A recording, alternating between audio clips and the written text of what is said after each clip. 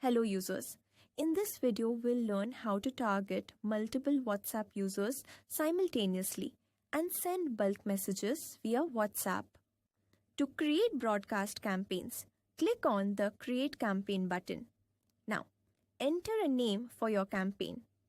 Next, choose the audience you wish to target. You can select all users or you can filter your contacts. You can filter by the lists you've created or by tags you have added to the contacts. You can also filter by contact traits. Based on these traits, you can find users. For instance, if we select the trait as name, any name that exists in your contact list will be included. Apply the filter and the number of targeted audience members will be displayed. The next step is to select a template. Choose a template you've previously created and click on the Import button. You can preview the template here. Next, set up custom replies to the messages. We have by default configured this, but this feature is optional.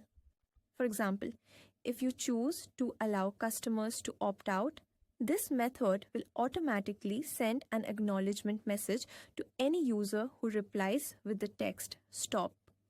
These customers will not be included when you target your audience for future campaigns. To opt out, users must reply with the word "Stop." You can save this setting. If you want to remove this option, click on the Delete button.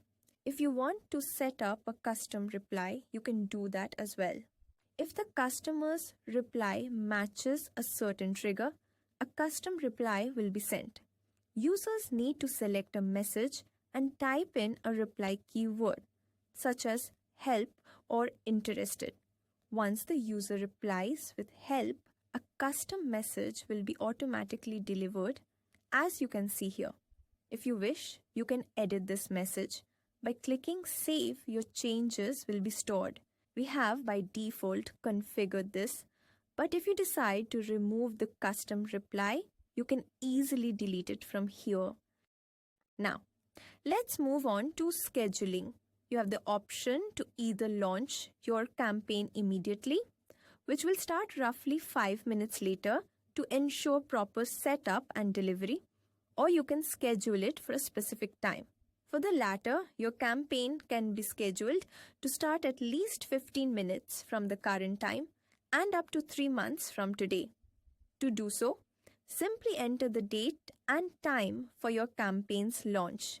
Your campaign will then automatically go live based on the date and time you've provided. For this demonstration, we'll opt for an immediate launch. There's also an option here to save your campaign as a draft. To do so, just click on the Save as Draft button and your campaign will be successfully saved, which you can verify here. If you click on it again and then click the Publish button, your campaign will be published accordingly. That concludes our guide on how to create a WhatsApp campaign using the broadcast method. Thank you for watching.